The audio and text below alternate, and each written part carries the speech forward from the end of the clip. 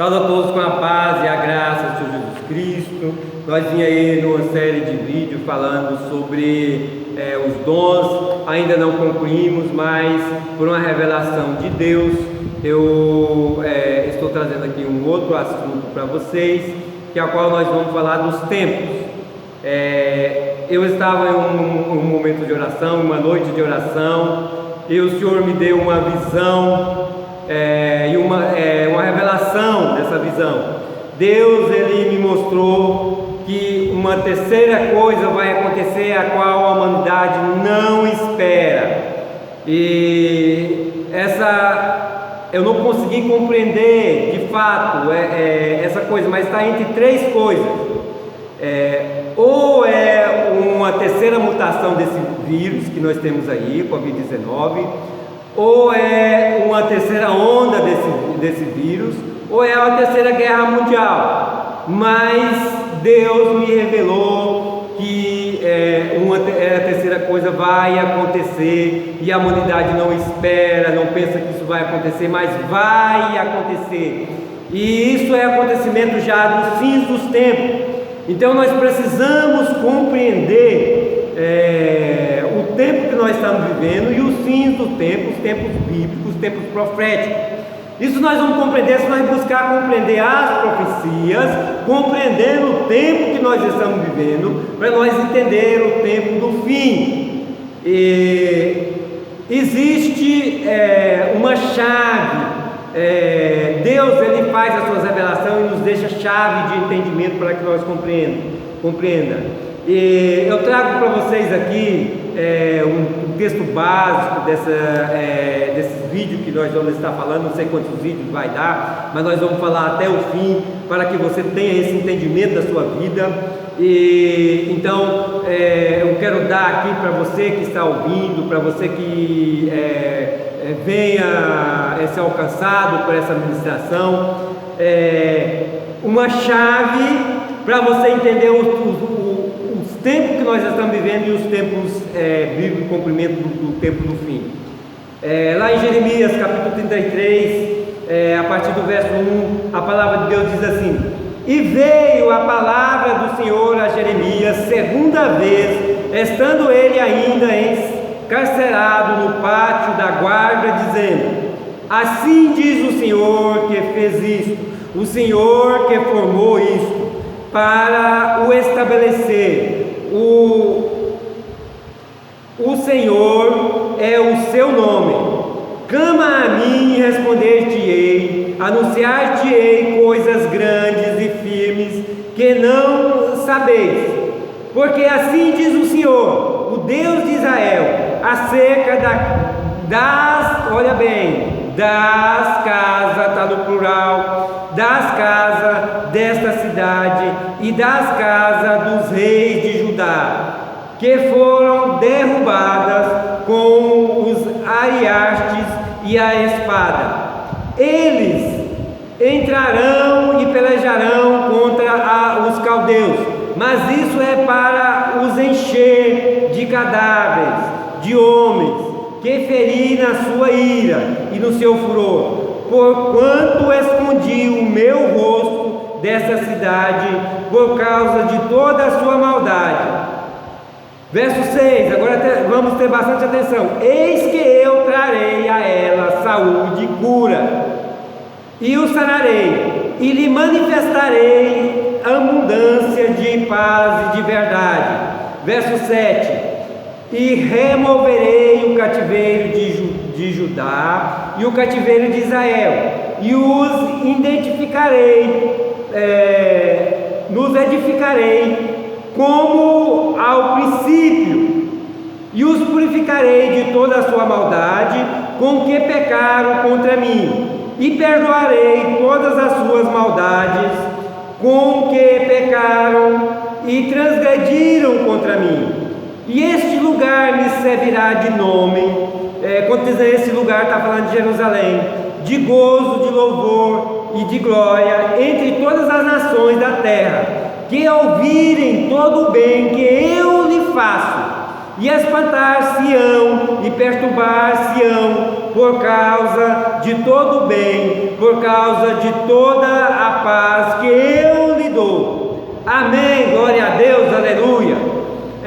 Amados, quando nós olhamos para esse texto, inicialmente, nós estamos vendo ali Deus tratando do cativeiro de Judá, que foi levado cativo para a Babilônia. Então, aparentemente, nós olhamos como coisa que aconteceu lá naquele tempo bíblico. Mas quando nós temos um olhar mais aperfeiçoado, nós vemos que Deus está falando aqui de coisas grandes que vai acontecer ainda, em outros tempos, não naquele tempo do cativeiro babilônico. E quando diz que o Senhor está dizendo aqui que removei o cativeiro de Judá e o cativeiro de Israel, e aí aqui está a chave para entendermos os tempos bíblicos, a profecia bíblica e também o tempo que nós vivemos. Por quê? Porque quando nós olhamos para a Bíblia e também para a história, essas coisas estão na história da humanidade. Israel, ele foi levado cativo pelos assírios. E antes nós temos que compreender o seguinte: Israel era a única nação, mas houve uma divisão. Então Israel foi dividido entre a nação do sul e a nação do norte, que é Israel e Judá. Então se transformou duas nações, não era mais uma, mas duas nações. Israel foi levado para o cativeiro ainda no cativeiro assírio, não era babilônico, e foi levado pelos assírios cativo. Judá permaneceu como país, como estado, mas veio então a Babilônia, através de Nabucodonosor, e levou também ali Judá cativo. Então Israel foi levado cativo pelos assírios e se espalhou por todo mundo naquele tempo, Israel. Mas Judá não, Judá ele foi levado por Babilônia, e Judá não se espalhou, ele não se espalhou entre as nações. E houve ali um embate de Jeremias com o povo que ficaram na terra, porque Babilônia não levou todo o povo para cativo para Babilônia. Nabucodonosor ele levou ali os líderes, os príncipes, a nata do povo ali, a sociedade alta foi levado cativa. O povo da terra, o povo simples, ficaram na terra. Então, mas ficaram sob o domínio babilônico. De toda forma, estavam subjugados pelo rei de Babilônia, que era Nabucodonosor. Então houve um propósito de parte desse povo de ir para o Egito, deixar Judá e ir para o Egito. E aí Deus usa Jeremias para contestar o povo, para que não vá, para pregar para o povo, para que não vá ali para o Egito. E que aqueles que forem para o Egito não voltam mais, não voltariam mais. Por lá eles iriam morrer e nunca mais voltariam para a sua terra. Por quê? Porque era necessário foi necessário que Judá permanecesse no cativeiro babilônico e voltasse para se tornar nação, para cumprir o plano de Deus. Porque o plano de Deus de redenção sobre todos os gentios ocorreu através de Jesus Cristo como judeu, e a igreja de Jesus Cristo foi fundada através de judeus, fundada não como nação, mas como igreja, como instrumento de Deus para tratar com o povo gentil, para chamar todos à salvação. Mas para isso era necessário que judeus permanecessem como nação, porque o Messias viria e veio para o seu povo, para Judá, porque da descendência de Judá que veio Cristo, que foi profetizado desde o início. E Davi, ele é da descendência de Judá, e é da descendência de Davi, o Cristo. Isso foi profetizado largamente, várias vezes, foi profetizado pelos profetas de Deus e se cumpriu. Jesus, o Messias, o Cristo, ele veio da linhagem de Davi. Então o povo judeu era necessário não se espalhar como espalhou Israel no mundo todo. Eles precisavam permanecer unidos como nação para que voltasse do cativeiro, então o Cristo viesse para os seus. E nós sabemos que os seus não o receberam, mas ele veio. Então Jesus, ele abre os braços na cruz, como foi profetizado por Isaías, que ele seria a luz dos gentios, e que um povo que não era povo de Deus seria povo de Deus. Isso é os gentios através da igreja de Jesus Cristo.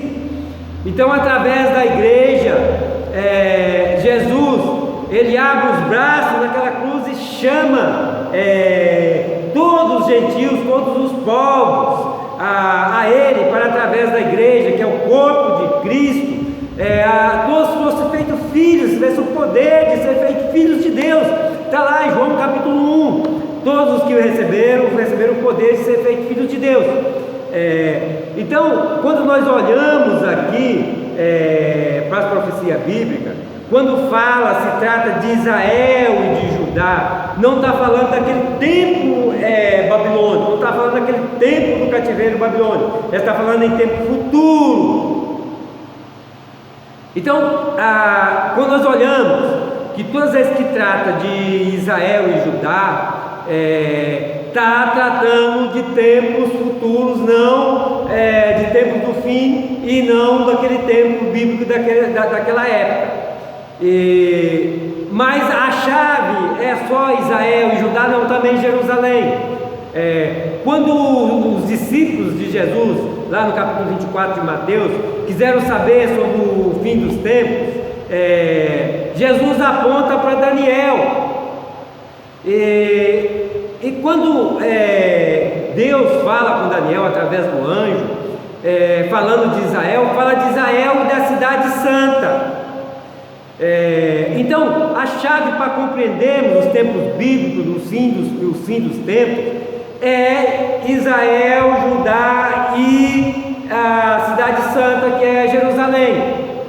E quando nós olhamos para Jeremias capítulo 33, verso 14, que diz: e eis que vem dias, vem ainda, não é aqueles dias que Judá estava vivendo, em que vem dias, diz o Senhor, em que cumprirei a boa palavra que falei à casa de Israel e à casa de Judá. Veja bem, é a casa de Israel e a casa de Judá, não é só a casa de Judá. Então não é aquele tempo que Jeremias estava profetizando, porque Jeremias estava profetizando no tempo de Judá cativo, e depois, 70 anos depois, Judá sai do cativeiro, deixa de ser cativo, mas Israel não vem. Então essa boa palavra que Jesus está falando, quando ele fala de Israel e de Judá, não se refere àquele tempo, se refere a outros tempos. Isso é uma chave para nós compreendermos. E quando Deus fala ali, através do seu anjo, com Daniel, e fala de Israel e da cidade santa, da Nova Jerusalém, está nos dando também, completando essa chave. Então compreendemos os tempos através de Israel, Judá e Jerusalém, é a chave para compreendermos os tempos bíblicos e o tempo que nós vivemos. E quando nós olhamos para esse nosso tempo hoje, nós estamos vendo aí que Israel hoje é realidade. Em 1948, a ONU deu um território para que Israel voltasse a ser nação. Veja bem, nós temos que compreender, em Daniel, nós vemos ali as 70 semanas, nós vemos ali que foi dividido as 70 semanas em 7 semanas, 62 semanas e uma semana. Então tinha uma última semana. Por que a semana foi dividida? Nós hoje olhamos para a história e vemos que as 69 semanas se cumpriram. Aliás, o livro de Daniel é um livro importante para compreendermos as coisas, do fim, porque quase tudo já foi cumprido no livro de Daniel. Existem poucas coisas a ser cumpridas. O que existe a ser cumprido ainda no livro de Daniel? Lá da estátua de Nabucodonosor, de Nabucodonosor, aonde a cabeça é a Babilônia, já cumpriu, aonde ali o peitoral ali de prata era os Medo-Persa, também já cumpriu, né? Aonde o ventre era ali os gregos, né? A Grécia também já cumpriu. Aonde as pernas de ferro é a Roma, também já cumpriu. Roma já veio, já passou. Então ficou um terceiro reino, que é os pés de barro e de ferro. Mas pastor, esse reino é a continuidade de Roma? Não é a continuidade de Roma, porque Roma era as pernas de ferro, o barro e o misturado com ferro. É esse tempo que nós vivemos hoje, que é o último tempo, os últimos reinos, a qual o barro significa democracia, porque nada melhor para descrever o governo do homem, que a democracia é o governo do homem, do que o barro, porque o homem foi criado pela matéria da terra, pelo barro. Então, quando fala do barro, está tratando da democracia, do governo do homem. E quando fala misturado com ferro, porque existe aí uma grande quantidade de nações democráticas, mas também uma grande quantidade de nações que ainda são totalitárias, são regimes totalitários, alguns são reinados. Então são reinos de ferro, né? São governos de ferro. Então nós estamos nesse tempo do governo de barro e de ferro misturado. E esse é o momento que nós estamos vivendo, porque até Roma tudo já cumpriu. Isso Daniel já mostrou. E quando nós olhamos também para a revelação dos animais que Daniel viu, nós vemos que todos também já cumpriram. Até Roma já cumpriram. A única coisa que falta cumprir ainda é o chifre pequeno, que se cumprirá na última semana. E aí, quando nós olhamos a revelação das 70 semanas, que nós vemos que as 7 primeiras semanas já cumpriram, isso está na história, não vou perder tempo explicando isso, está na história. Isso tanto você pode ver na história da nação, como você vai ver na história antiga, como vai ver na Bíblia. Então, cumpriu-se a 7 primeira semana, cumpriu as 62 semanas, que ela termina ali no tempo que o Cristo, né, o Messias, é tirado dessa terra, é o tempo da ressurreição do Messias.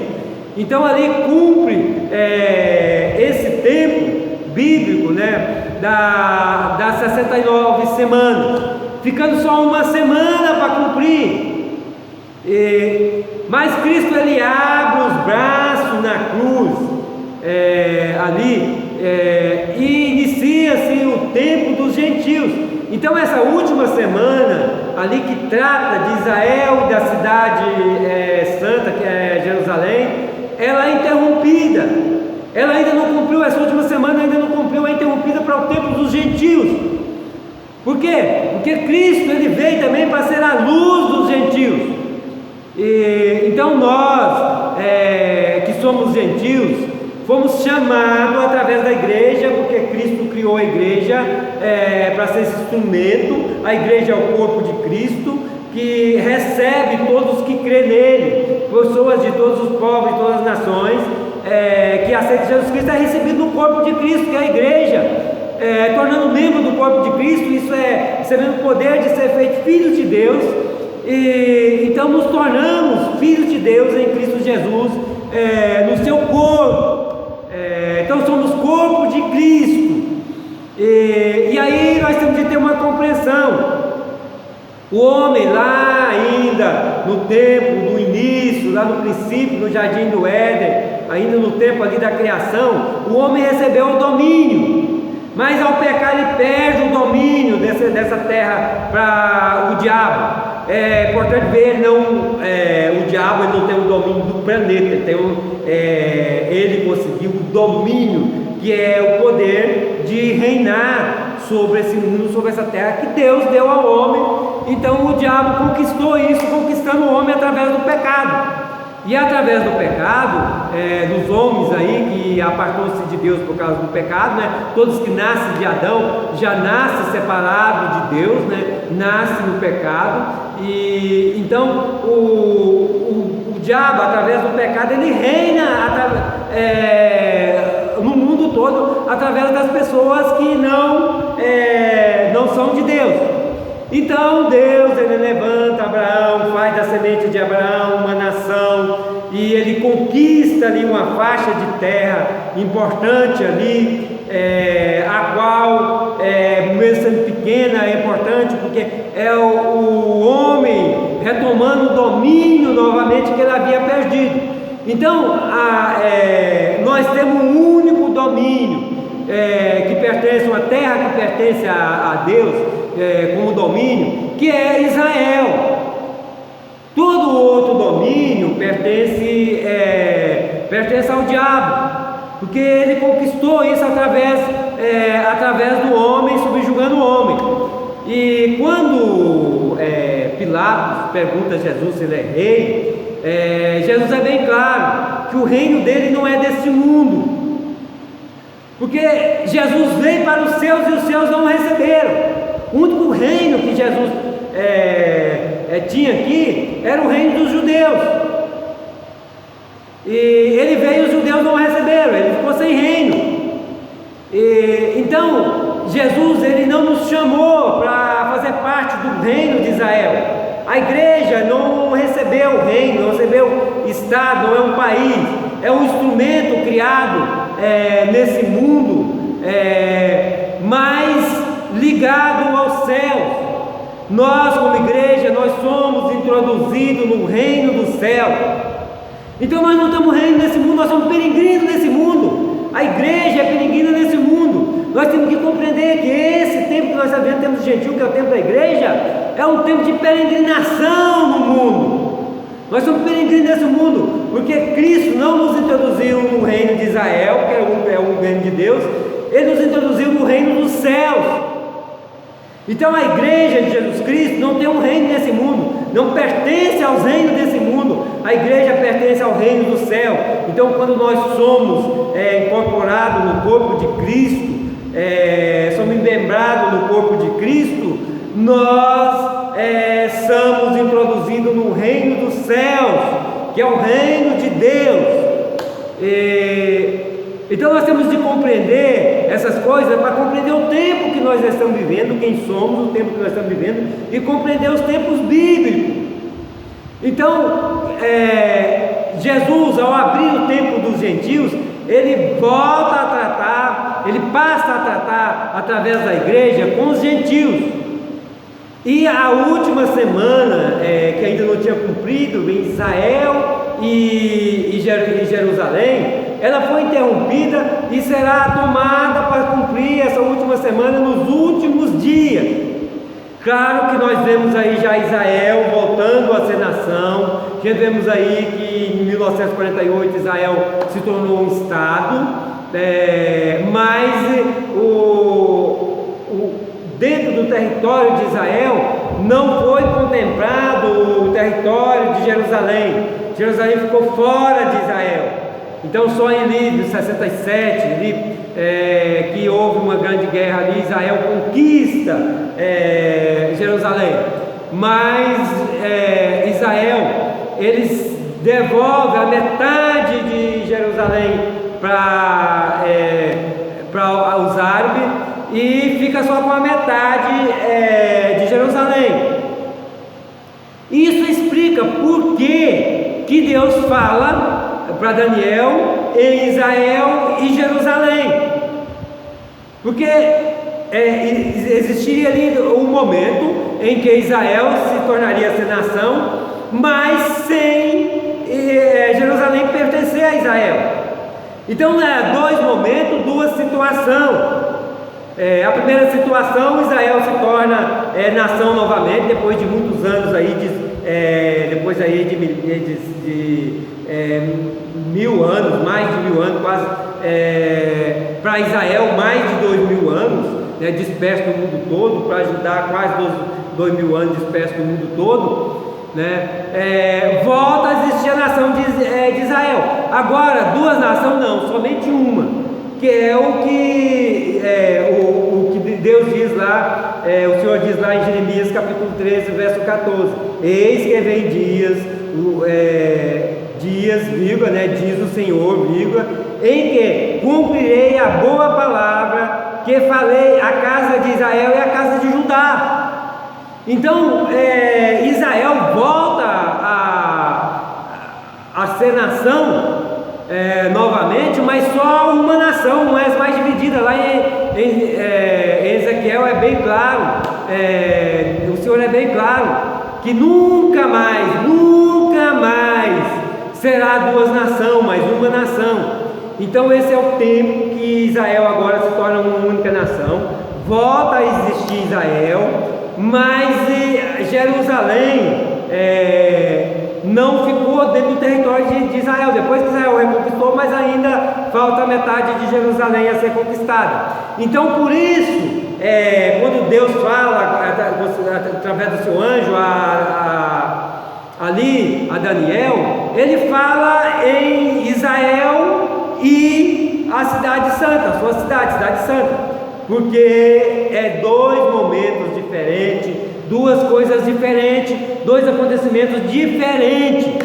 Isso é chave para o nosso entendimento. Então, quando vemos Israel novamente, Deus saindo do cativeiro, voltando a existir Israel, e Deus então voltando a estabelecer o país de Israel, nós vemos que está chegando o fim dos tempos, porque Israel nunca mais será cativo, está lá em Ezequiel, nunca mais será cativo e nunca mais será duas nações, e Deus trata de Israel e de Jerusalém. Só que para que isso aconteça, para que esses acontecimentos venham a acontecer, é necessário que cumpra o tempo dos gentios, o tempo da igreja, que é o tempo que nós estamos vivendo. Nós estamos vivendo o tempo dos gentios. Isso precisa cumprir o tempo dos gentios, para que Deus retoma novamente a última semana ali de Daniel, para tratar com Israel e com as nações. Para tratar com Israel e com as nações. No momento, Deus está tratando com os gentios, com todos os povos, através da sua igreja, através da igreja, que é esse instrumento que chama todos à salvação, todos os povos. Veja bem, não está chamando nação, estado, está chamando gente para ser discípulos. Jesus envia os seus discípulos, a sua igreja, envia nós, para fazer discípulo para Ele. Então a igreja é essa igreja formada de discípulos de Jesus Cristo. A igreja ela não é formada de nação, de estado, de país. A igreja é formada de pessoas, de gente, de discípulos de Jesus Cristo. Porque se nós não compreendermos essas coisas, nós não vamos compreender o propósito de Deus nas nossas vidas. Então o propósito de Deus na nossa vida é sermos discípulos de Jesus, corpo de Jesus, igreja de Jesus Cristo. E aí a gente temos que se não compreender essas coisas, nós vamos trabalhar contra o plano de Deus, contra o propósito de Deus. Saiu aí alguns dias atrás, meses atrás aí, a união das igrejas aí, fazendo uma convocação para que as igrejas, né, orem pela nação brasileira, pelo nosso país, né, e para a conversão do nosso país. Isso é uma convocação das uniões da igreja. E eu fico pensando que são doutores formados em teologia e não compreendem o propósito de Deus. Ora, a salvação do nosso país, da nossa nação, isso não existe. A salvação não é para uma instituição que não compreende o que é o país. O país, ele é o quê? Ele é uma região geográfica determinada. A nação é um povo a qual é identificado, existe uma identidade daquilo que os identifica. E o que identifica a nação brasileira é a democracia. A nação brasileira é uma nação democrática. E isso ser uma nação democrática é ser laica. Significa que não ter nenhuma religião. Significa receber todas as religiões, apoiar todas as religiões, mas não ter nenhuma religião oficial. A nação brasileira ela é um organismo aonde se reúne todas as culturas, de todas as religiões, de todos os lugares, de todo tipo de cultura, de todo tipo de crença e de folclore. Então essa é a identidade da nação brasileira. Isso não se converte. A nação brasileira é um organismo que não se converte, mas sim pessoas se convertem a religião tal, assim como nós temos chamado de Jesus Cristo, nós cristãos temos um chamado de Jesus Cristo para chamar todos a salvação em Jesus Cristo e se tornar discípulos de Jesus Cristo. Não é a nação que se transforma em discípulo. A nação ela não pode ser convertida, porque ela não pode se transformar em discípulo de Jesus Cristo, porque ela é laica. Mas sim pessoas que se torna discípulo de Jesus, se torna o corpo de Jesus Cristo, igreja de Jesus Cristo. Essa é a nação. Então nós temos de compreender o tempo, compreender a igreja, o tempo que nós estamos vivendo, para não estar orando contra os planos de Deus. Nós temos que orar para que pessoas sejam convertidas e feitas discípulos de Jesus Cristo. Não orar para a conversão da nação, do país, que ela não vai. Nosso país, enquanto democrático, nunca vai se tornar cristão, porque ele não é cristão. Nós temos de compreender. Nós precisamos conhecer os conceitos de nação, de país, de estado. Nós não precisamos ser doutores aí em línguas e em tantas coisas, cientistas políticos, para compreender os conceitos de nação, de povos, e os conceitos bíblicos nós necessariamente precisamos conhecer, porque nós nos alimentamos da Bíblia, da Palavra de Deus. Então é necessário conhecermos os conceitos. Esse conceito aí da união das igrejas aí evangélica, de orar pela conversão da nação, do país, é um conceito que não tem nenhum respaldo naquilo que é o nosso ID, que Jesus nos mandou fazer. Porque o que Jesus nos mandou fazer foi discípulo para Ele, foi alcançar vidas, não foi aí converter nação, povos, foi converter pessoas. Ir a todo mundo, todo o povo, e pregar o Evangelho e fazer discípulos. Então essa é a função da igreja, fazer discípulo, e todo o que crê será salvo, porque tudo o que é feito discípulo, como a gente já vimos aí em João capítulo 8, todos que realmente são feitos discípulos os que passaram pelo processo de libertação, o processo do novo nascimento. Então precisamos ter esse conceito, e é muito simples. Qualquer pessoa que já estudou, já fez no segundo grau, ele tem essa noção de conceito de nação, porque isso a gente aprende na escola. E quem ainda não aprendeu, faz uma pesquisa aí que você vai encontrar. O conceito de Estado. O que é Estado? o que nos dá, nós temos de conceito de Estado, é um conjunto de instituições que controlam e administram uma nação ou país ordenadamente jurídico. Esse é o conceito de Estado. Estado não se converte, porque Estado é uma instituição que administra e trabalha com os ordenamentos jurídicos de uma nação, de um país. Se converte às pessoas que trabalham nesse organismo, que é o Estado. Mas o Estado mesmo, ele não se converte. O conceito de país.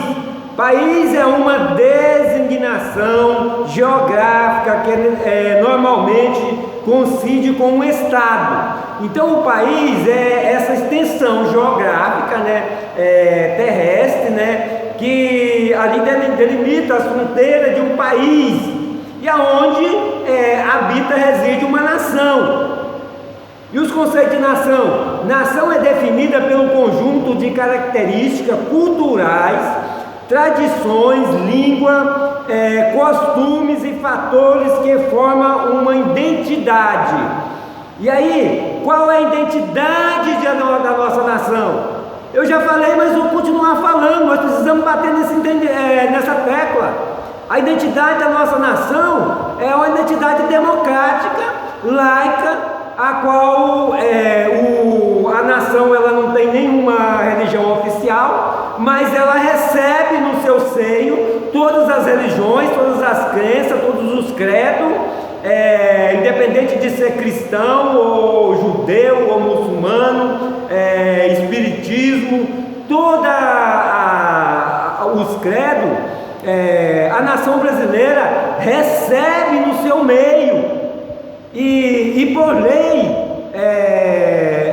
dá respaldo constitucional para que todas essas religiões ela exista dentro da nação. Essa é a nação laica brasileira, que é a identidade da nação brasileira. Então não tem como converter a nação. Nós convertemos e fazemos pessoas, discípulos de Jesus. Então nós precisamos conhecer o tempo, conhecer os tempos bíblicos, conhecer os tempos proféticos, conhecer o tempo que nós estamos vivendo e conhecer quem somos e a nação onde nós habitamos. Nós precisamos ter esses conceitos, esse conhecimento, porque senão nós vamos estar muitas vezes trabalhando contra o propósito de Deus, contra o plano de Deus na nossa vida. Aí alguém vai dizer, mas pastor, se convertesse a nação brasileira, ela passaria a ser só cristã. E isso, se converter a nação brasileira, ela deixa de ser uma democracia laica, e passa a ser uma teocracia, que é o que é o Irã hoje. E aí eu pergunto, esse é o propósito da igreja, transformar a nação num regime como o regime do Irã? Porque esse é o regime teocrático do Irã. O regime do Irã, o que acontece? O poder religioso, o Deus que eles acreditam que é Deus que serve, está acima de tudo. Então eles têm uma nação que escolhe os seus governantes pelo voto, há a eleição ali, o presidente, aonde governa e administra a nação, mas a palavra ali do Ayatollah Khomeini, que é o líder religioso, está acima do presidente. Se o presidente ou o congresso deles quiserem fazer alguma coisa, poder político, mas o poder religioso, que é o líder máximo do Irã, dizer não acontece. Vai acontecer o que o líder máximo determinar, porque é uma nação teocrática. Se quiser converter o Brasil ao cristianismo, se tornaria uma nação teocrática, aonde o cristianismo falaria acima de tudo, o líder, aí tinha de ter um líder cristão acima do governo, para que primeiramente se cumprisse a determinação do líder máximo religioso e o governo em si, o Congresso, tudo, obedecesse ali cegamente a determinação do poder religioso. Então, isso seria a forma de conversão. E aí a pergunta é o seguinte, para quem conhece a Bíblia: esse é o plano de Deus, o propósito de Jesus Cristo? Não! O plano de Jesus Cristo para a igreja é fazer discípulo para Ele. Não é converter nação, é fazer discípulo.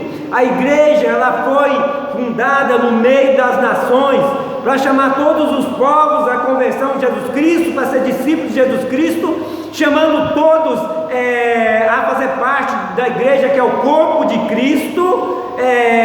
Isso é pessoas. A igreja em nenhum momento é transformada em poder de Estado.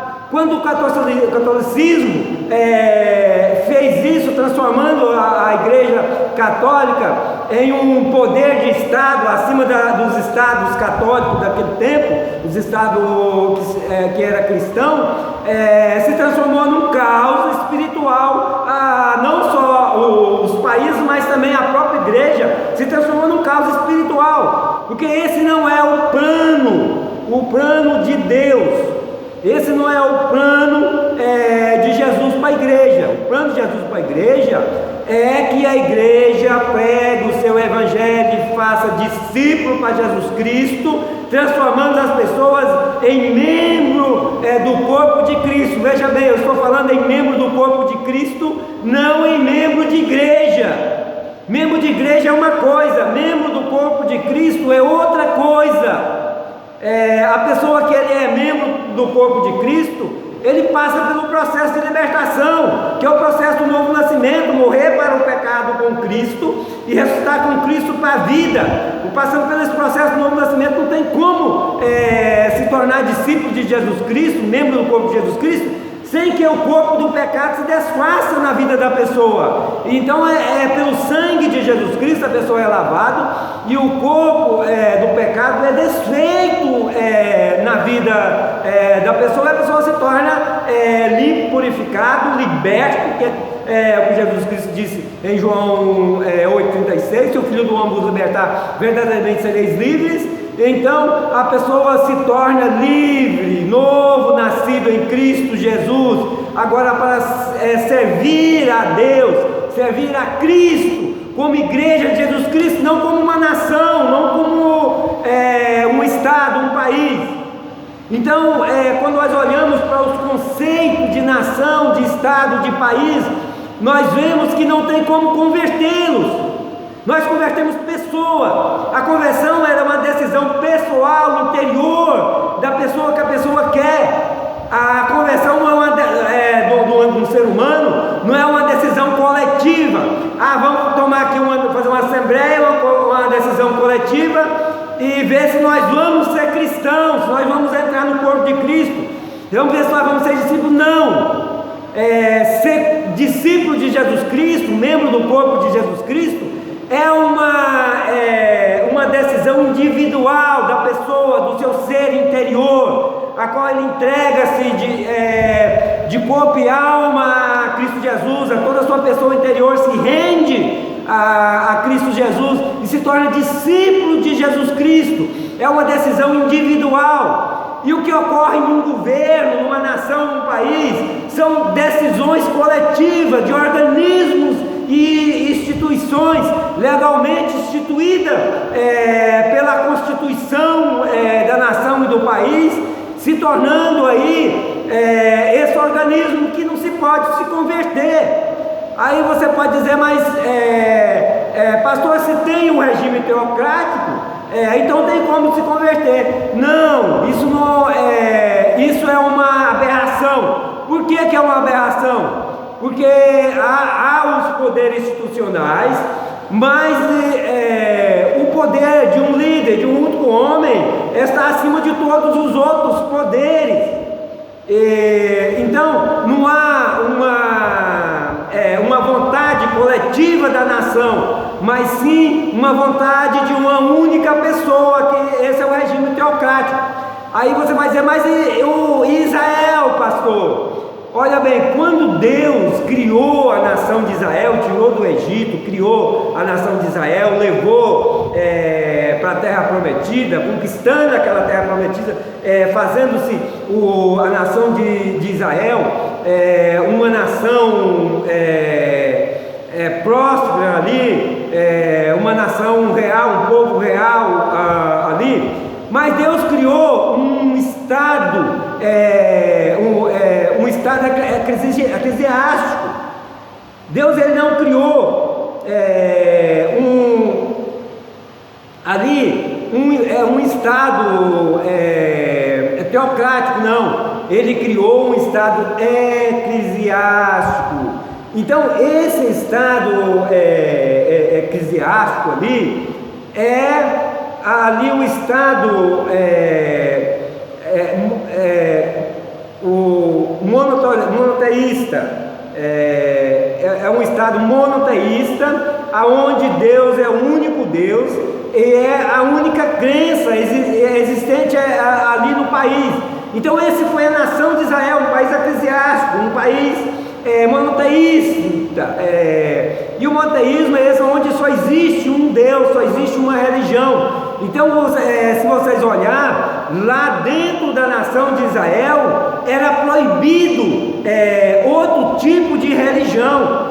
A única religião era a do Senhor dos Exércitos, Deus vivo, Deus único, porque era um país eclesiástico, um monoteísta, um único Deus.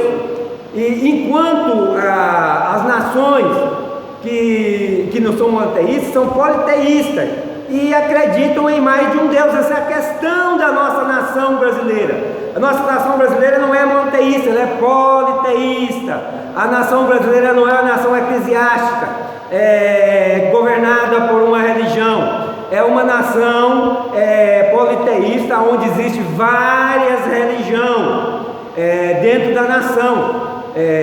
Então, nós podemos concluir com toda a certeza que a nação brasileira, na verdade, é uma nação ateu, porque ela dá ali direito a todas as religiões, mas ela não segue o poder constituído. Ele não tem nenhuma religião oficial.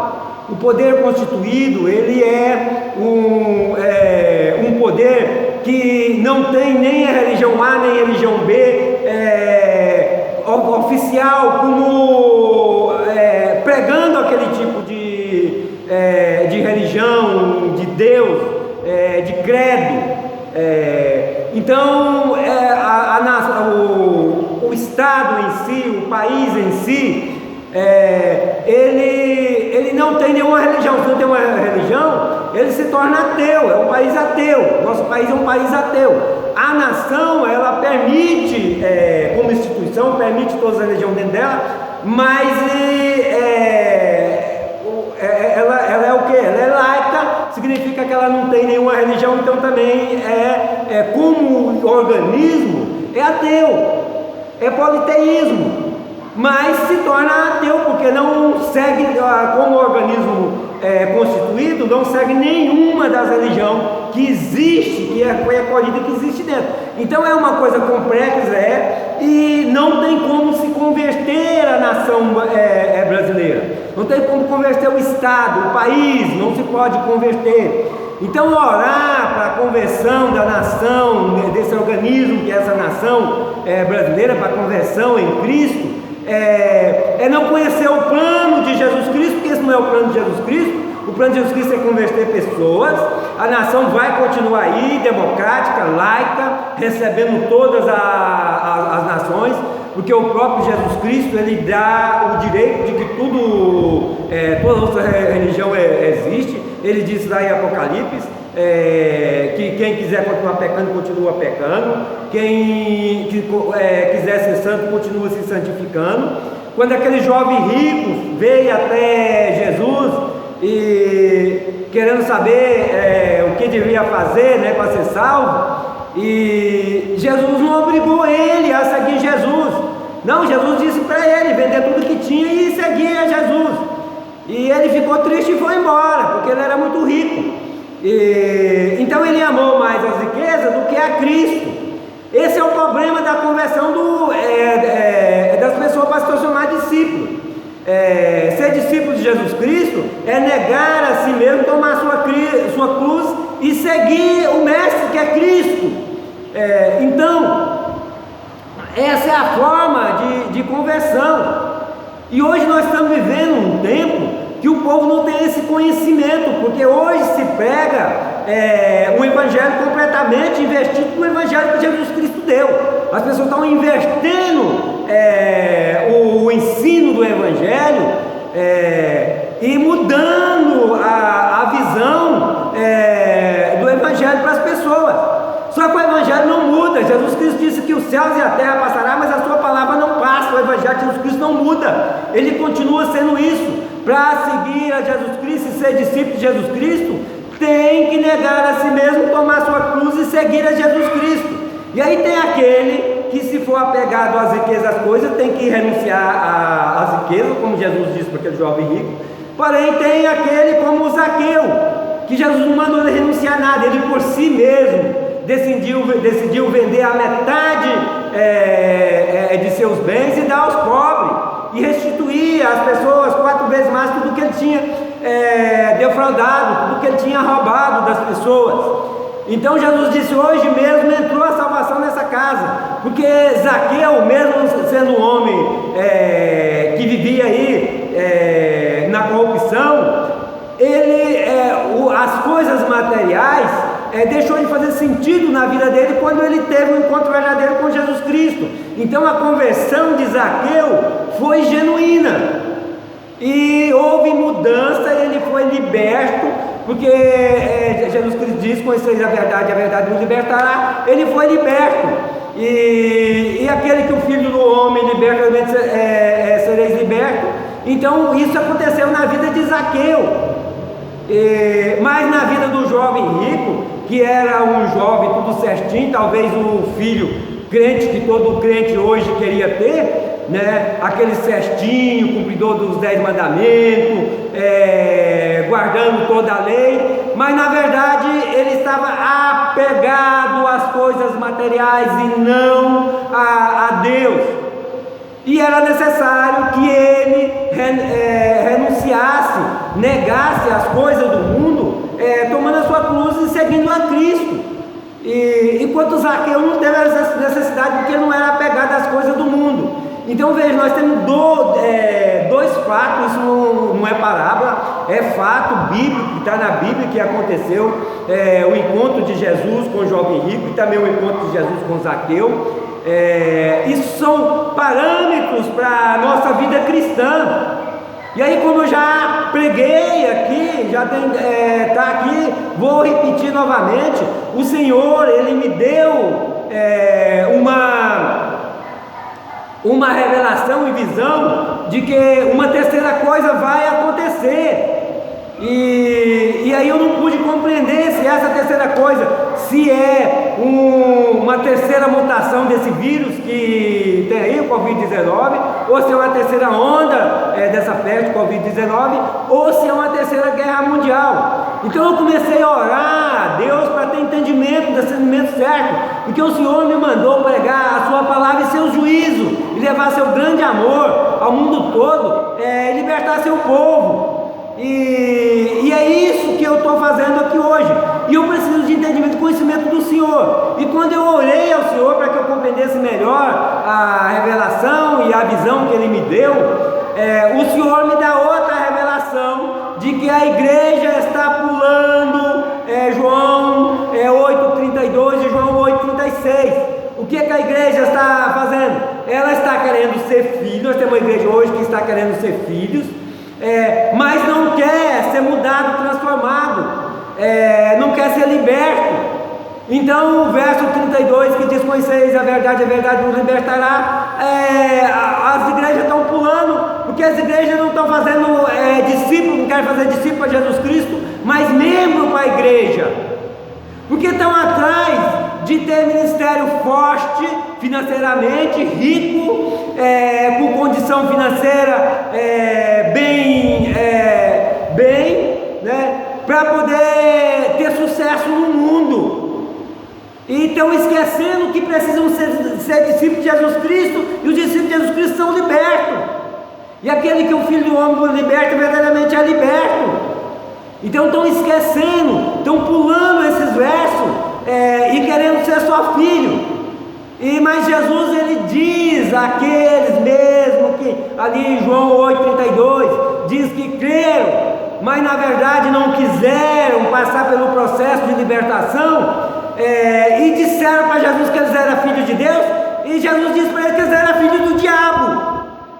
Isso está acontecendo dentro das igrejas hoje. Jesus disse aos fariseus, naquele tempo, que ele saía para fazer um prosélito, e fazia as pessoas 3 vezes mais dignas do fogo do inferno, da condenação. E é isso que está acontecendo hoje nas igrejas. As igrejas hoje estão evangelizando e fazendo as pessoas mais dignas da condenação do que as pessoas eram antes. Porque em vez de levar as pessoas a olhar para Cristo e criar tesouro no céu, estão levando as pessoas para olhar para o mundo, que as pessoas estão se convertendo e vindo para ser membro de igreja, para ficarem ricos, porque essa é a promessa, essa é a proposta hoje dos ministérios que nós vemos aí, dessa igreja que pregam aí sua prosperidade e não pregam salvação. Estão invertendo as coisas. E eu não estou falando de mim mesmo, eu estou falando que Deus me revelou e o que está na palavra, o que está no Evangelho. Isso precisa ser mudado, porque quando nós, como pastores, como líder, nós olhamos para a igreja e sabemos que 50%, a metade da igreja vai ficar, não vai ser arrebatada. Isso tem que ser coisas de momento de tristeza no nosso coração. Olhar e saber que muitos vão ficar. E quem disse isso não sou eu, quem está dizendo, quem disse isso foi Jesus Cristo. Disse naquele tempo e continua dizendo para nós. São as 5 virgens nécias que não vão subir, não vão participar da boda do Cordeiro, não vão ser arrebatadas, não vão estar lá no céu para as bodas do Cordeiro, vão ficar aqui na terra. E as que vão ser arrebatadas, o grupo que vai ser arrebatado, é as 5 virgens prudentes. Nós precisamos estar dentro dessas 5 virgens prudentes.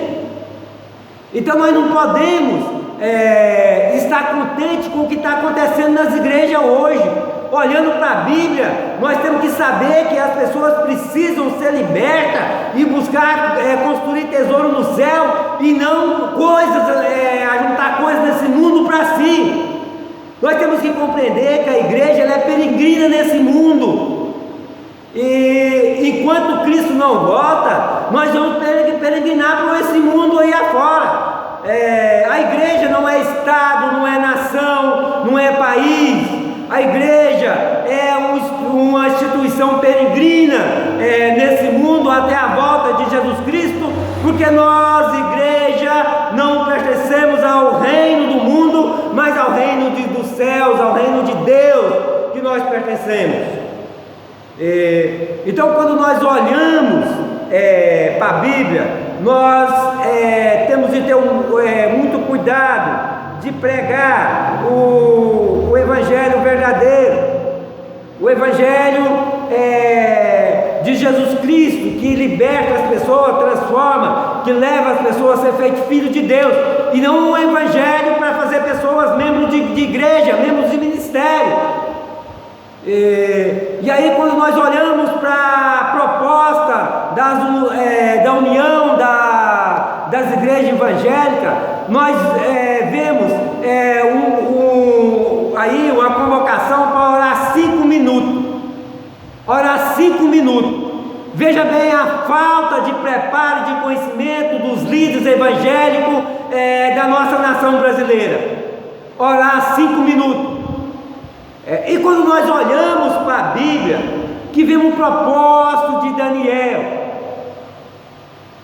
de orar 21 dias, não, o propósito de Daniel não era de orar 21 dias. Se você olhar e for ler ali direitinho, como a Bíblia está revelando, você vai compreender que Daniel não entrou em jejum para orar 21 dias.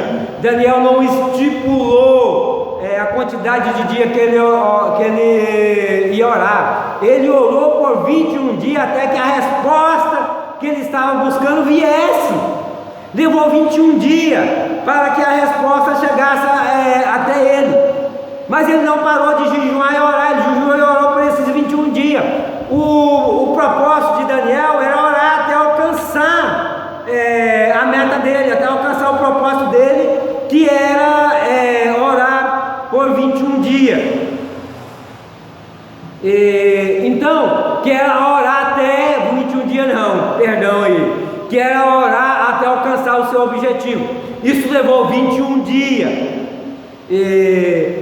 E assim como nós olhamos também para Davi, quando o filho que ele teve ali com a esposa do seu general, que ele pecou contra Deus ao mandar colocar o general na frente de batalha para que o general morresse, então o filho dele foi acometido por uma enfermidade. O filho que ele teve ali em adultério com a esposa do seu oficial, do seu general. Mas ele orou e jejuou ali, prostrado diante de Deus, pedindo a Deus, tentando reverter a situação daquela criança para que aquela criança não morresse. Mas a criança veio a morrer. Então, quando a criança morreu, ele suspendeu o jejum e a oração, porque ele disse: agora não faz mais sentido jejuar e orar depois que a vida foi tirada da criança. Então nós vemos aí que o objetivo dos grandes homens de Deus, e aí nós temos de abrir aqui um parênteses para dizer que mesmo ali Davi tendo pecado contra Deus, Davi foi perdoado também, porque ele se arrependeu, reconheceu o seu pecado, se arrependeu de coração. E eu acho interessante que não foi muito tempo, assim que ele se arrependeu, ali o profeta Samuel também já disse para ele: Deus também já te perdoou. Porque o tempo que Deus gasta para leva para perdoar uma pessoa, é o tempo que a pessoa leva para se arrepender de fato de coração, porque Deus conhece o coração da pessoa. Então nós olhamos para a Bíblia e nós vemos que o propósito de jejuar e orar é até alcançar o objetivo. Então, quando a união das igrejas levanta um propósito de orar por 5 minutos para a conversão da nação, nós sabemos que a nação não se converte, mas mesmo assim, nós vemos que é falta de fé e de conhecimento. Ninguém ora por um propósito só pelo tempo, nós oramos até alcançar o objetivo. Se você tem um propósito na sua vida e o seu propósito não vai contra o plano de Deus, que quando você fizer um propósito na sua vida, você tem que ter um cuidado de não fazer um propósito que seja contra o plano de Deus, contra aquilo que Deus planejou para a igreja, e você como igreja, você é inserido no reino de Deus, você está dentro do plano de Deus. Então os seus propósitos de vida tem que ser propósito que está dentro do ensino bíblico, do ensino do Evangelho de Jesus Cristo, que é o plano de Deus, de Cristo para a igreja. Então, muito cuidado quando fizer um plano, um propósito para a sua vida, para que não esteja contrário ao Evangelho de Jesus Cristo. E aí você vai orar por 21 dias? Não, você vai orar até alcançar o seu objetivo. Mas pastor, e se levar 10 anos ou mais para Deus cumprir a promessa da minha vida, cumprir? Você vai orar por 10 anos, você vai orar para a vida toda, você vai orar até alcançar o seu objetivo. Nós oramos diante de Deus, e a orientação bíblica é orar todo o tempo, orar sem cessar. Nós temos que orar o tempo todo diante de Deus, enquanto aqui nesse mundo nós precisamos de livramento, do socorro de Deus todos os dias e em todos os momentos. Então nós temos que andar sempre em oração. O cristão, o discípulo de Jesus precisa estar sempre em oração, porque nós vivemos num mundo que jaz do maligno. E essa é a realidade que nós temos de conhecer, está na nossa consciência. consciência isso. Nós vivemos num mundo que jaz no pecado, jaz no maligno, porque o pecado é do maligno.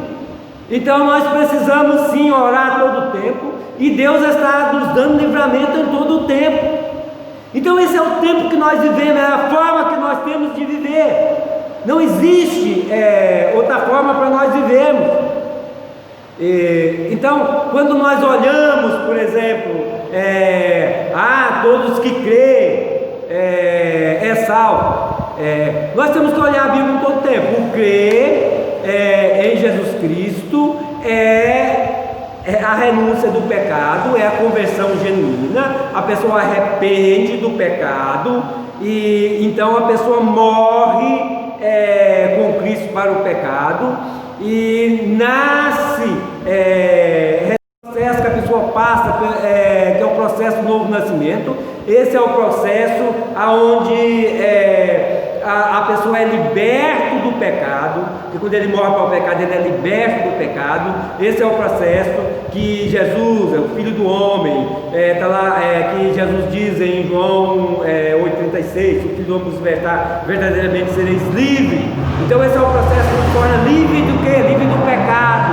Agora estamos membro do corpo de Cristo, Filho de Deus, mas também servo, porque a igreja é também para servir a Cristo, servir a Deus, porque nós estamos vivendo um tempo que muitos querem ser filho, mas não querem servir, não querem ser servo. E Jesus, que é o nosso líder, o cabeça da nossa vida, ele não veio para ser servido, mas para servir. E nós, como discípulos de Jesus Cristo, nós temos liberto em Cristo Jesus, nós temos de compreender que nós somos servos, não somos só filhos, somos também servos. Nós somos inseridos no reino do céu e nós temos que servir ao reino do céu. Deus, Ele é Senhor de todas as coisas, criou todas as coisas, Ele é Rei. Então Ele não é só nosso Pai em Cristo Jesus. Como Senhor, nós servimos a Ele, Ele é o Senhor da nossa vida. Como Rei, nós somos súditos do Seu reino, nós o servimos. E como Pai, então, nós sentamos na mesa com Ele, nós recebemos direto dEle a nossa bênção, o nosso sustento, porque é Ele que cuida de nós. Então, tudo isso é um processo. Você vai crer em Jesus Cristo será salvo, mas o crer existe uma continuidade. A pessoa creu, então ele passou por todo esse processo. Quando nós vemos a Bíblia dizendo o ouvir bíblico é a vivência. Ouvir o Evangelho de Jesus Cristo é viver o Evangelho de Jesus Cristo. Então, quando nós olhamos para João capítulo 8, nós vemos ali que as pessoas creram porque ouviram Jesus Cristo. As pessoas creram, mas eles creram, mas não praticaram, não foram libertos, não se transformaram discípulos de Jesus, não conseguiram, não aceitaram a palavra de Jesus Cristo que liberta, que cura, que sara. Então creram, mas não deram continuidade. Ouviram, mas não viveram. E o ouvir bíblico é viver. Não é ouvir só para crer, é ouvir para viver. E aí quando nós olhamos para João 14:23, nós vemos Jesus Cristo dizendo: se alguém me ama, guarda a minha palavra, e meu Pai o amará. Então veja bem, se alguém ama a Jesus, guarda a palavra dele. Guardar a palavra dele, é o Evangelho dele, é viver esse Evangelho. Então o Pai o amará.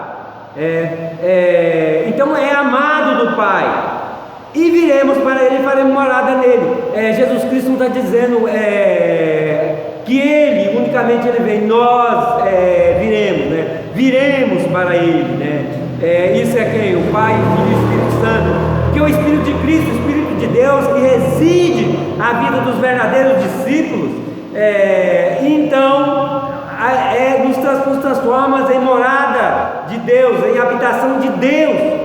Nós somos morada de Deus em Espírito. Está lá em Efésios 2:22.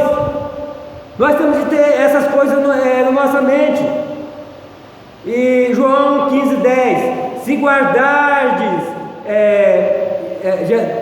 guardardes os meus mandamentos, permanecereis no meu amor. Então isso, para permanecer no amor de Jesus, tem que fazer o quê?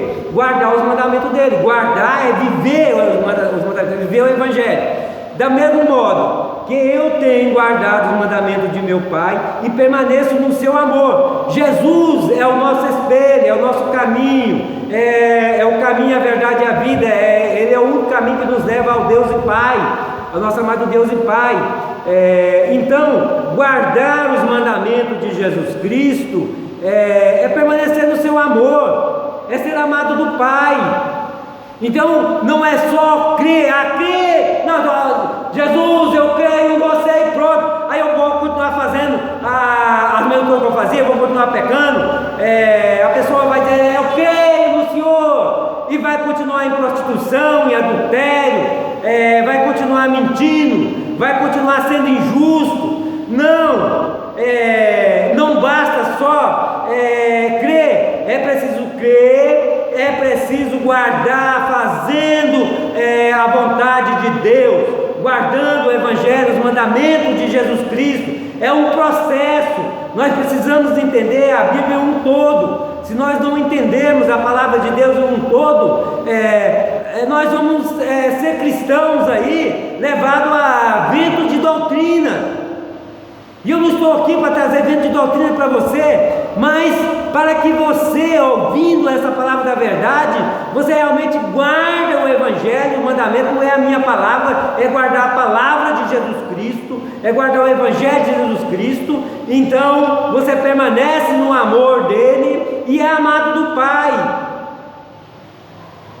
Não existe outra forma. E em João 6:66 até 69, o Evangelho de Jesus Cristo diz assim: desde então muitos dos seus discípulos tornaram para trás e já não andavam mais com ele. Então disse Jesus aos 12: quereis vós também retirar-vos? Respondeu-lhe, pois, Simão Pedro: Senhor, para quem iremos nós? Tu tens palavra de vida eterna, e nós temos crido e conhecido que Tu és o Cristo, Filho de Deus vivente. Veja bem, aqui no contexto aqui, Jesus estava revelando aos judeus, aos seus discípulos, aos que creram nele também, que da mesma forma que do capítulo 8, né? Os que ouviram e creram a Jesus Cristo, que Ele é o pão da vida. Ele estava falando àquela multidão que ele alimentou com pão e peixe, e que depois foram atrás de Jesus Cristo, mas eles não aceitaram que Cristo é o pão que desceu do céu, que Cristo é o nosso alimento espiritual. O que ele está falando aqui é espírito, é palavra e espírito.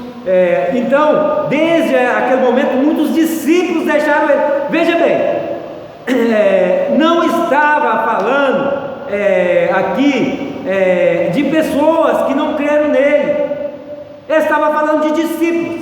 Então veja bem, quando Jesus diz lá em João 8, verso 30 e 31, né, no verso ali 31 diz: que se tornarem discípulos de Jesus Cristo, então conhecerão a verdade. Mas eles se tornaram discípulos, mas não conheceram a verdade e deixaram Jesus Cristo. Isso é o próprio Evangelho de Jesus Cristo, João 6, que está explicando isso, está trazendo isso para nós, nosso conhecimento. Muitos dos discípulos, desde então, muitos dos seus discípulos tornaram para trás e já não andavam com ele. Então Jesus volta para os 12, né, e diz: então disse Jesus aos 12, que foram os únicos que permaneceram. Os outros discípulos foram escafedendo, foram deixando Jesus Cristo escafedendo. E aí eu vejo que eram pessoas que tinham crido e tinham se tornado discípulos, mas não tinha passado pelo processo do novo nascimento ainda, não tinha sido liberto ainda, até porque Jesus Cristo ainda não tinha ali subido na cruz, né, para verter seu sangue para que as pessoas passassem no processo do novo nascimento. Que as pessoas ainda tinham crido, era discípulo, mas não tinha passado ainda pelo processo do novo nascimento. É diferente de hoje, que a obra redentora de Jesus Cristo está aí à disposição de todos, e muitas pessoas creem, se tornam só discípulos, mas não passam pelo processo do novo nascimento. E por isso 50% dos que estão na igreja são loucos, que é o grupo da metade da igreja que Jesus Cristo denomina como loucos, que deixaram o Espírito Santo extinguir na vida deles. São nécios.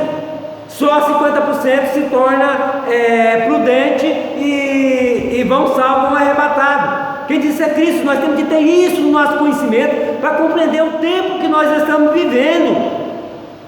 Então, isso nós vemos lá desde o tempo de Cristo. Muitos dos discípulos que acompanhavam Jesus escafederam, deixaram de seguir Jesus. Então Jesus vira para os 12 e diz: vocês também querem ir? E nós compreendemos uma coisa aqui. Jesus, ele não está preocupado com seguidores, ele não está preocupado com quantidade, até porque quando ele celebrou a ceia com os discípulos, ele disse ali na celebração que o sangue dele é vertido para a salvação de muitos, não é para a salvação de todos, para a salvação de muitos, mas não de todos. Jesus não veio para salvar a todos, porque ele sabe que nem todos vão crer nele. Ele já conheceu isso desde antes da fundação do mundo, porque desde antes da fundação do mundo ele já conheceu os que vão se converter, e os que já converteram até aqui, e os que ainda vão converter, que é a conversão verdadeira. Como ele conheceu os 50% que estão dentro das igrejas, que não se converteram de fato e não vai ser levado para o céu, não vai participar das bodas do Cordeiro. E ele conheceu os 50% da igreja, né, a metade prudente, que esses são os arrebatados. Então Jesus, ele conhecendo todas essas coisas, ele não faz questão de dizer aos discípulos: mas vocês agora são os 12, vocês não podem me deixar, vocês são a minha igreja, e eu não vou permitir que vocês afastem de mim. Não, Jesus diz: querem ir, vão, querem ir, vão, porque Cristo é liberdade. É por isso que não se pode converter a nação. Veja bem, o povo de Israel, os descendentes de Abraão, eles tinham uma aliança, os descendentes de Abraão, que é o povo de Israel, eles têm uma aliança com Deus, uma aliança eterna, que perpetua toda a vida, os descendentes de Abraão. Então todo descendente de Abraão já nasce já sendo povo de Deus, por aliança. Então dentro do processo de Deus de Israel, Deus ainda não está tratando de Israel, já falei isso aqui, eles vão voltar, já existe o país de Israel, mas Deus vai voltar a tratar de Israel na última semana, nos últimos 7 anos, né? Do tempo do fim, né? Que está na 70ª semana de Daniel. Então o povo de Israel, Deus vai voltar a tratar com Israel, e ali só vai ficar do povo de Israel ali os remanescentes verdadeiros, os que verdadeiramente são filhos de Abraão, de Abraão, que tem essa aliança, que confirma essa aliança de Abraão na vida deles. Mas os cristãos não, os discípulos não. Os discípulos não são, ninguém é obrigado a seguir a Jesus. Jesus Cristo disse para os 12: se quiser acompanhar os que forem embora, acompanha. Porque Cristo é liberdade. A conversão a Cristo é uma decisão pessoal de cada pessoa. A pessoa decide dentro de si, decide na sua pessoa interior, na sua alma, no seu coração, a seguir a Cristo, nega a si mesmo, toma a sua cruz e segue a Jesus Cristo, se tornando discípulo de Jesus Cristo, se tornando liberto em Jesus Cristo. Então essa é a forma verdadeira da conversão verdadeira dos discípulos, do povo de Deus, do povo cristão. E então os discípulos voltam para Jesus Cristo e diz: tu tens a palavra de vida eterna, e nós temos crido e conhecido que tu és o Cristo, Filho de Deus, do Deus vivente. Então veja bem, os discípulos, além de ter crido, eles conheceram que Cristo é o Filho de Deus, do Deus vivente. Então não basta só crer, é preciso ter o conhecimento de Cristo, é preciso passar por esse processo de libertação, de novo nascimento, e isso nós precisamos conhecer o momento que nós estamos vivendo. Nós estamos vivendo um momento difícil dentro das igrejas, para que nós não sejamos levados por ventos de doutrina. Nós precisamos ter esse conhecimento de Cristo na nossa vida. Não tem outra forma, essa é a única forma. Não há outro tipo, outra maneira de ser discípulo, essa é a única maneira. Então nós precisamos conhecer o nosso momento que nós estamos vivendo. Nós temos de ter o conhecimento, olhar para as coisas que nós devemos ter o conhecimento que nós estamos vivendo o tempo dos gentios, o tempo da igreja. Nós temos que olhar para a Bíblia, entender os tempos bíblicos e entender os tempos proféticos, o tempo das profecias, o tempo do cumprimento das profecias. Nós temos que olhar para a chave que Deus colocou dentro dos textos proféticos, para que nós conhecemos e entendemos. E esse vídeo eu já trouxe aqui para vocês a compreensão, a chave que é a compreensão para nós, que é Israel, Judá, as coisas se cumprindo para Israel e Judá ao mesmo tempo, e também Jerusalém, incluindo Jerusalém. Então isso é chave para compreender o tempo do fim, o tempo que Jesus vai vir tratar com Israel e com as nações. Nós não estamos vivendo o tempo que Deus está tratando com Israel e as nações. Esse é o tempo que Deus está tratando com a igreja. Esse é o tempo dos gentios. A igreja é o instrumento de Jesus Cristo, o instrumento de Deus para trazer os gentios para a salvação, fazendo de todos que creem, de todas as nações, discípulos de Jesus Cristo. Isso é membro do corpo de Cristo. E então esse é o tempo que nós estamos vivendo, o tempo dos gentios, o tempo da igreja, mas que está chegando ao fim. Nós olhamos para a Bíblia e compreendemos que está chegando ao fim o tempo dos gentios. Olhamos para a chave que está nos textos proféticos, nas profecias, e compreendemos que estamos chegando no tempo do fim. Quando Deus arrancar essa igreja, arrebatar a igreja dele daqui dessa terra, então inicia o processo de Deus tratar com Israel, com as nações, que é o tempo do fim. Eu vou encerrar esse vídeo aqui, porque senão ele fica longo demais, vai ficar ruim para você assistir de uma vez só, mas vou fazer novos vídeos, uma série de vídeos falando da chave, a chave que tem dentro dos textos proféticos, para conhecermos os tempos, para conhecermos o tempo que nós estamos vivendo e o tempo do fim. Então você que está assistindo esse vídeo, esse é o primeiro vídeo dessa série. Dá continuidade assistindo os outros vídeos, porque vai acrescentar muita coisa na sua vida, vai acrescentar conhecimento na sua vida, e Deus está me usando para abençoar a sua vida com conhecimento e entendimento. Que Deus te abençoe com entendimento, discernimento, e a paz e a graça de Jesus Cristo seja com todos vocês.